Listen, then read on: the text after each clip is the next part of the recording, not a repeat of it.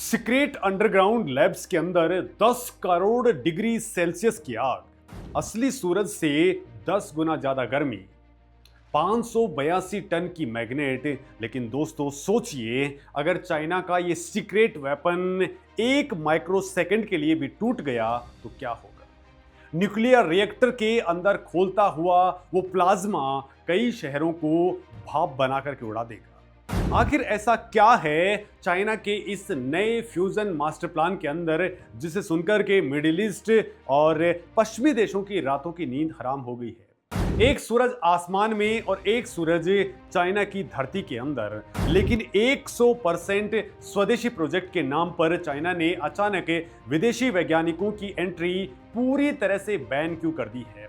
उस डी आकार के विशालकाय रिएक्टर के पीछे आखिर ऐसा क्या बन रहा है जिसे ड्रैगन दुनिया की नजरों से छिपाना चाहता है। क्या ये नकली सूरज समंदर के अंदर कभी ना रुकने वाली पनडुब्बियों और अंतरिक्ष के अंदर सैटेलाइट्स को भस्म करने वाले लेजर वेपन्स को जन्म देने की खौफनाक तैयारी है।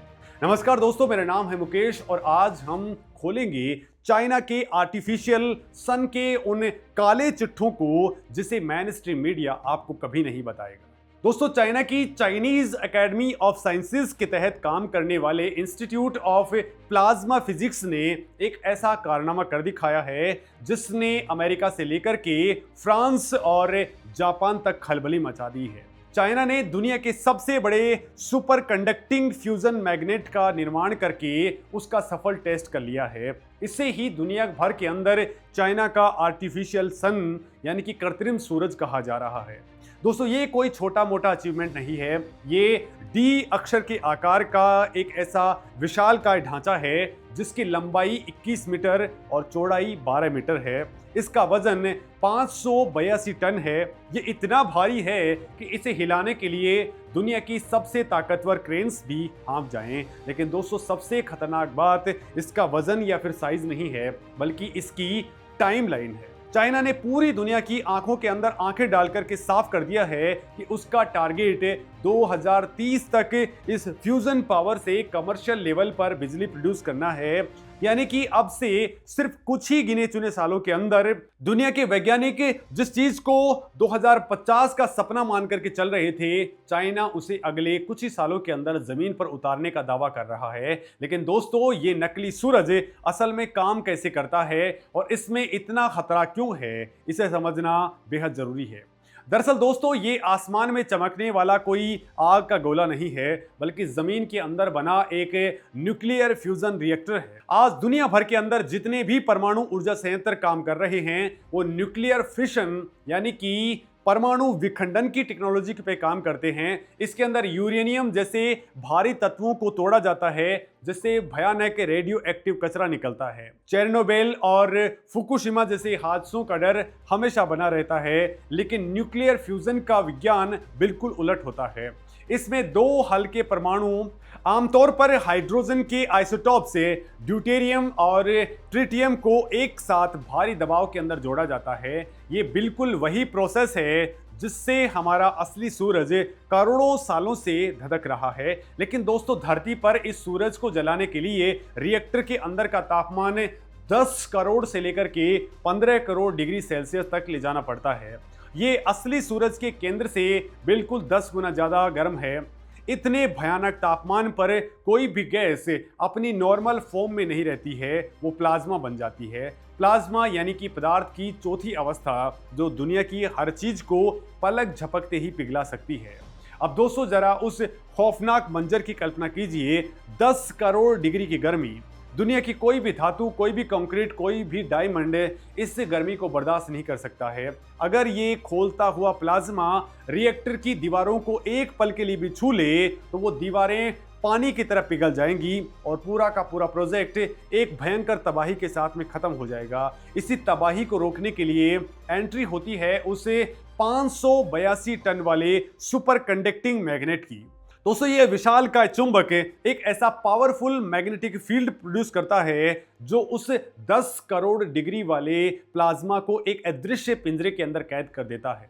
वो प्लाज्मा रिएक्टर के बीचों बीच हवा में तैरता रहता है और कभी उसकी दीवारों को टच नहीं कर पाता। दोस्तों इस डोनेट के आकार की मशीन को साइंस की भाषा के अंदर टोकामक कहते हैं। चाइना ने इसी टोकामक के लिए अपना high temperature super conducting central solenoid coil test किया है।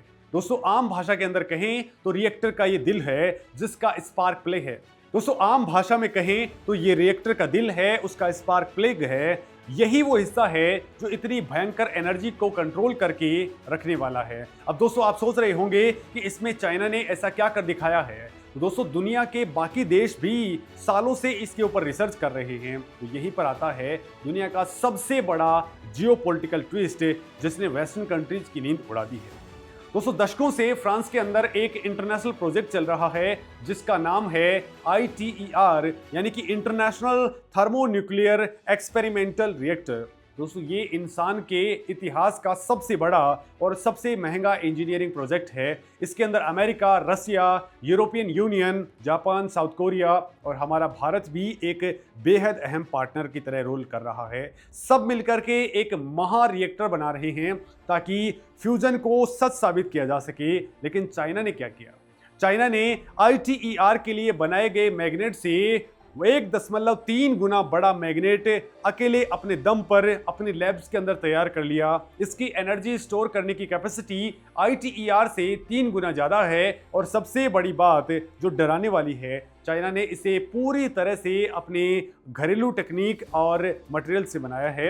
यानी कि चाइना अब इस टेक्नोलॉजी के लिए दुनिया में किसी भी देश के ऊपर यानी किसी भी सप्लायर के ऊपर डिपेंडेंट नहीं है। उसने बड़ी चालाकी से रिवर्स इंजीनियरिंग करके इंटरनेशनल डेटा एनालाइज करके खुद का एक ऐसा इकोसिस्टम बना लिया है जिसे दुनिया का कोई भी सैंक्शंस या प्रतिबंध नहीं रोक सकता है। दोस्तों ऐसा नहीं है कि दुनिया चुप बैठी है या फिर हार मान चुकी है। अमेरिका की लॉरेंस लिवरमोर नेशनल लेबोरेटरी ने दिसंबर 2022 के अंदर लेजर टेक्नोलॉजी का इस्तेमाल करके पहली बार नेट एनर्जी गन हासिल करके एक ऐतिहासिक माइलस्टोन बनाया था। यानी दोस्तों जितनी एनर्जी लेजर से दी गई उससे ज्यादा एनर्जी बाहर निकली। ब्रिटेन के जेट प्रोजेक्ट ने भी हाल ही के अंदर शानदार रिकॉर्ड बनाए हैं। दोस्तों साउथ कोरिया के स्टार रिएक्टर जिसे वहां का आर्टिफिशियल सन कहा जा रहा है, उसने 10 करोड़ डिग्री का तापमान 100 सेकंड तक होल्ड करके दुनिया को चौंका दिया था। जापान भी अपना सबसे बड़ा टोकामक चला रहा है। लेकिन दोस्तों चाइना की काम करने की स्पीड डराने वाली है। पश्चिमी देशों के प्रोजेक्ट्स लाल फीताशाही, बजट की कमी, डिप्लोमेटिक झमेलों और पर्यावरण कार्यकर्ताओं के विरोध के कारण सालों पीछे चला जाता है। उनका बजट आसमान छू रहा है। जबकि दोस्तों दूसरी तरफ चाइना बिना किसी से पूछे अरबों डॉलर पानी की तरह बहा करके अपनी 2030 तक की डेडलाइन की तरफ अंधाधुंध भाग रहा है। उसे किसी की परवाह नहीं है क्योंकि उसका असली एजेंडा कुछ और ही है। आखिर दोस्तों चाइना इतनी जल्दबाजी में क्यों है? क्या उसे सिर्फ अपने नागरिकों को सस्ती बिजली देनी है या फिर पर्यावरण को बचाना है? अगर दोस्तों आप ऐसा सोचते हैं तो आप जियोपॉलिटिकल का ABC भी नहीं जानते। फ्यूजन पावर सिर्फ एक ऊर्जा का स्रोत नहीं है, ये 21वीं सदी का ब्रह्मास्त्र है। अगर चाइना 2030 या फिर 2035 तक कमर्शियल फ्यूजन पावर बनाने के अंदर कामयाब हो जाता है तो इसका सबसे पहला और सबसे भयानक असर ग्लोबल मिलिट्री बैलेंस के ऊपर पड़ेगा। एक ऐसा कॉम्पैक्ट फ्यूजन रिएक्टर सोचिए जो एक पनडुब्बी के अंदर आसानी से फिट हो जाए। आज की एडवांस न्यूक्लियर पनडुब्बियों को भी कुछ सालों बाद में फ्यूल की जरूरत होती है या फिर मेंटेनेंस के लिए सरफेस पर आना पड़ता है। लेकिन दोस्तों फ्यूजन से चलने वाली चाइनीज सबमरीन दशकों तक समंदर की गहराइयों में बिना कोई आवाज किए छिपी रह सकती हैं। कोई भी रडार, कोई भी सोनार, कोई भी सैटेलाइट उसे ट्रैक नहीं कर सकता। और सिर्फ समंदर ही नहीं, अंतरिक्ष के वॉरफेयर में भी पूरा गेम बदल जाएगा। फ्यूजन प्रोपल्सन की मदद से चाइनीज स्पेसक्राफ्ट मंगल और डीप स्पेस के अंदर ऐसी स्पीड से जाएंगे जिसका अमेरिका आज सिर्फ ग्राफिक एनिमेशन बना रहा है। स्पेस के अंदर सैटेलाइट का कंट्रोल सीधे तौर पर चाइना के हाथ में चला जाएगा। लेकिन दोस्तों सबसे खतरनाक हथियार कुछ और है जिसका जिक्र कोई नहीं कर रहा, वो है डायरेक्टेड एनर्जी वेपन यानी कि लेजर हथियार। लेजर हथियारों को फुल कैपेसिटी के ऊपर चलाने के लिए अनलिमिटेड और इंस्टेंट पावर चाहिए होती है। दोस्तों आज के जनरेटर्स या फिर बैटरीज को प्लग पावर नहीं दे पाते हैं। लेकिन दोस्तों जिस दिन चाइना के पास में फ्यूजन की पावर आ गई, वो अपने युद्ध पोतों, फाइटर जेट्स और स्पेस स्टेशंस के ऊपर ऐसे हाई पावर लेजर वेपन्स लगा देगा जो पलक झपकते ही दुश्मन की हाइपरसोनिक मिसाइलों, ड्रोन्स और सैटेलाइट्स को बीच रास्ते में ही पिघला देंगे। अमेरिका का पूरा जीपीएस और मिलिट्री कम्युनिकेशन नेटवर्क चंद मिनटों के अंदर अंधा हो जाएगा। पेंटागन के अंदर बैठे जनरल्स को भी ये बात बहुत अच्छे तरीके से पता है कि अगर चाइना ने फ्यूजन रेस जीत ली तो अमेरिका की सुपर पावर वाली कुर्सी हमेशा के लिए छिन जाएगी। इसलिए वॉशिंगटन के अंदर इस वक्त खलबली मची हुई है। मिलिट्री के अलावा दोस्तों इसका दूसरा सबसे बड़ा खतरा है ग्लोबल एनर्जी मोनोपोली। असीमित ऊर्जा का सीधा सा मतलब है मैन्युफैक्चरिंग कॉस्ट का जीरो के करीब आ जाना।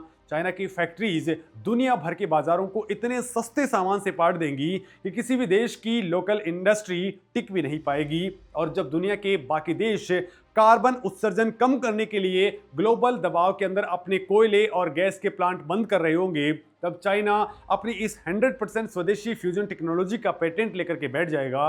वो बेल्ट एंड रोड इनिशिएटिव का पार्ट 2 स्टार्ट करेगा। वो गरीब और विकासशील देशों को फ्यूजन रिएक्टर बेचेगा और बदले में उनके पोर्ट्स, उनकी खदानें, उनके हाईवेज और उनकी संप्रभुता गिरवी रखवा लेगा। दोस्तों ये कर्ज का ऐसा हाईटेक जाल होगा जिससे कोई भी देश चाहकर के भी बाहर नहीं निकल पाएगा। मिडिल ईस्ट के वो देश जो आज तेल के दम पर पूरी दुनिया की इकोनॉमी को नचाते हैं, उनका पूरा वजूद ही रातों रात ताश के पत्तों की तरह ढह जाएगा। पेट्रोल और डीजल म्यूजियम के अंदर रखी जाने वाली चीजें बन जाएंगी और चाइना नई दुनिया का मसीहा बन जाएगा। और दोस्तों इस पूरे भयानक खेल के अंदर एक और बड़ा कैच है जो बहुत कम लोग समझ पा रहे हैं। दोस्तों इस विशालकाय सुपर कंडक्टिंग मैग्नेट को बनाने के लिए खास तरह के रेयर अर्थ मिनरल्स और क्रिटिकल मेटल्स की जरूरत होती है। और जरा गैस कीजिए, दुनिया के 70 to 80% से ज़्यादा रेयर अर्थ मिनरल्स की माइनिंग, प्रोसेसिंग और सप्लाई चेन पर किसका एक छत्र राज है? चाइना का। और अगर कल को अमेरिका या फिर यूरोप अपना खुद का कमर्शियल फ्यूजन रिएक्टर तेजी से बनाना भी चाहेंगे तो चाइना बड़ी आसानी से रेयर अर्थ मिनरल्स की सप्लाई चेन ही कट कर देगा।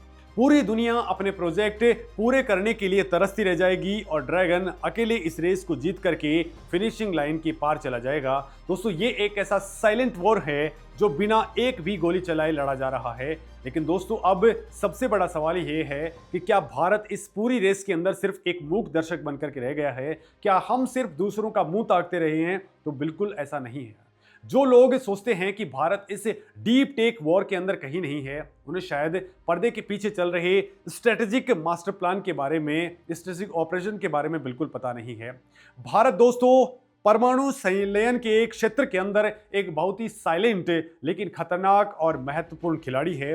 गुजरात के गांधीनगर में मौजूद इंस्टीट्यूट फॉर प्लाज्मा रिसर्च कई दशकों से इस टेक्नोलॉजी के ऊपर दिन रात काम कर रहा है।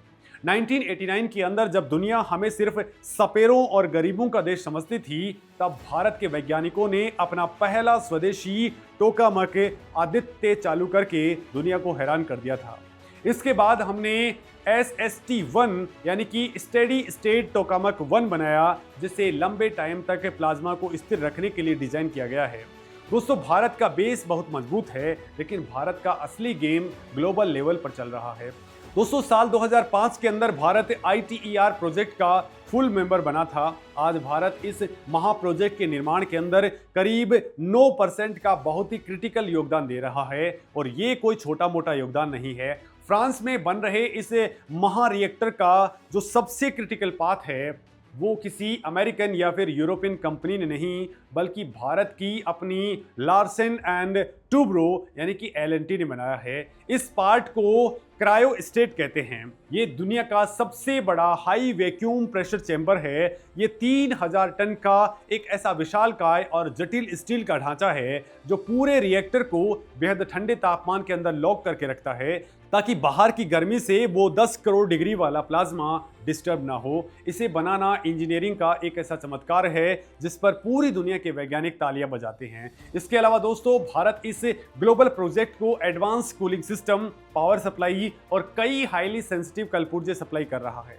दुनिया जानती है कि भारत के बिना ITER प्रोजेक्ट एक कदम आगे भी नहीं बढ़ सकता है। भारत की वर्तमान सरकार और नेशनल सिक्योरिटी प्लानर्स इस बात को बहुत अच्छे तरीके से समझते हैं कि भविष्य की जंग बॉर्डर पर गोलियों से या फिर टैंकों से नहीं, बल्कि डीप टेक्नोलॉजी, सप्लाई चेन और डेटा से लड़ी जाएगी। और यही कारण है कि पिछले कुछ सालों के अंदर भारत ने एक बहुत ही एग्रेसिव स्ट्रैटेजिक ऑटोनॉमी अपनाई है। सरकार ने सिर्फ डिफेंस इंपोर्ट के ऊपर ही निर्भरता खत्म नहीं की है, बल्कि क्रिटिकल और इमर्जिंग टेक्नोलॉजी के लिए अमेरिका के साथ में आईसेट यानी कि initiative on critical and emerging technology जैसे ऐतिहासिक एग्रीमेंट साइन किए हैं। इसका सीधा मतलब यह है कि चाइना की टेक्नोलॉजिकल बढ़त को काउंटर करना और भारत को ग्लोबल टेक हब बनाना। दोस्तों, चाइना रेयर अर्थ मिनरल्स के जरिए दुनिया का गला ना घोट दे, इसके लिए भारत ने क्वाड देशों, खास करके ऑस्ट्रेलिया, अमेरिका और जापान के साथ मिलकर के एक मजबूत अल्टरनेटिव सप्लाई चेन बनाना स्टार्ट कर दिया है। भारत सरकार ने अपने डोमेस्टिक माइनिंग कानूनों के अंदर ऐतिहासिक बदलाव किए हैं ताकि जम्मू कश्मीर से लेकर के देश के अन्य हिस्सों के अंदर मौजूद लिथियम और दूसरे क्रिटिकल मिनरल्स को तेजी से निकाला जा सके।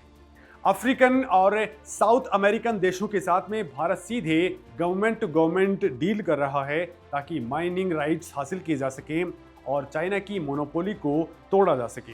भारत की स्ट्रेटेजी बहुत क्लियर और कॉन्फिडेंट है।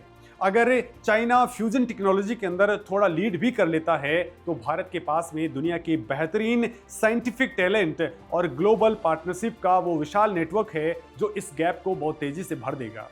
दोस्तों, भारत अब किसी देश के पीछे चलने वाला देश नहीं है, बल्कि वो अपने नियम खुद बना रहा है। इन तमाम जियोपॉलिटिकल खतरों और पावर गेम्स के बावजूद हमें एक बात साफ तौर पर माननी पड़ेगी, न्यूक्लियर फ्यूजन इंसानियत के लिए किसी वरदान से कम नहीं है। ये एक ऐसी टेक्नोलॉजी है जो पृथ्वी की तकदीर हमेशा के लिए बदल सकती है। फ्यूजन के लिए जो मुख्य ईंधन चाहिए वो है ड्यूटेरियम, जो समंदर के पानी के अंदर अनंत मात्रा के अंदर मौजूद है। साइंटिस्ट का दावा है कि सिर्फ एक गिलास समंदर के पानी के अंदर इतनी ऊर्जा पैदा की जा सकती है जो एक इंसान के पूरे जीवन भर की बिजली की ज़रूरतों को पूरा करने के लिए काफ़ी है। और सबसे बड़ी बात, इस प्रोसेस के अंदर कोयले या फिर तेल की कोई कार्बन डाइऑक्साइड या फिर ग्रीन हाउस गैस नहीं निकलती है। इससे ग्लोबल वार्मिंग जैसी कोई चीज़ें भी नहीं होंगी। इसके अंदर यूरेनियम का इस्तेमाल नहीं होता, लिहाजा चेरनोबिल या फिर फुकुशिमा जैसा कोई भी खौफनाक रेडिएशन फैलने का डर भी नहीं है। दोस्तों, ये 100% सेफ है और अगर रिएक्शन के अंदर कोई छोटी सी भी गड़बड़ी हुई तो वो प्लाज्मा अपने आप सेकंड्स के अंदर ही ठंडा हो जाएगा और रिएक्टर शट डाउन हो जाएगा। कोई विस्फोट नहीं होगा, कोई तबाही नहीं मचेगी, कोई जनहानि नहीं होगी। लेकिन असली दिक्कत इस तकनीक में नहीं है, दिक्कत उस इरादे के अंदर है जिसके पास ये तकनीक सबसे पहले जाने वाली है।